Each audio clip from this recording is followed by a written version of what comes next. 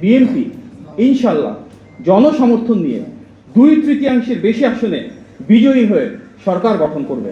বিভিন্ন ধরনের কারচুপি, জালিয়াতি, কেন্দ্র দখল সহ নানা অপরাধে সম্পৃক্ত ছিল। তারপরও জনগণের আন্তরিক ভালোবাসা ও সমর্থনে আমরা দেখেছি ধানের শীষের প্রার্থীরা বিপুল সংখ্যক আসনে বড় ব্যবধানে এগিয়ে রয়েছেন।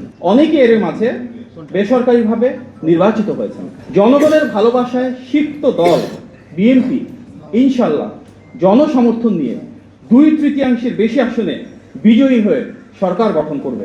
এখন পর্যন্ত প্রাপ্ত ভোটের হিসাব ও আসন ভিত্তিক বিস্তারিত তথ্যের ভিত্তিতে এই বিজয় নিয়ে আমরা অত্যন্ত আত্মবিশ্বাসী। আজকেও দেশ জুড়ে বিভিন্ন জায়গায় অনেক ধরনের কারচুপি, জালিয়াতি এবং সহিংসতার ঘটনা ঘটেছে। বিশেষভাবে নির্দিষ্ট কিছু আসনে নির্দিষ্ট কিছু প্রার্থীকে বিজয়ী করে আনার জন্য এক ধরনের ইলেকশন ইঞ্জিনিয়ারিং আজকে হয়েছে।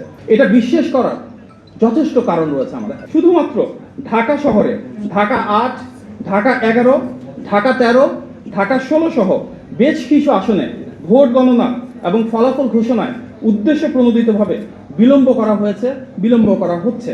বিএনপি কিংবা ধানের শীষের বিপুল বিজয়, সেই বিজয়ের ব্যবধানটাকে কমিয়ে আনার জন্য একটি নির্দিষ্ট রাজনৈতিক দল অপপ্রচার এবং নির্বাচনী আচরণবিধির লঙ্ঘন করেছে।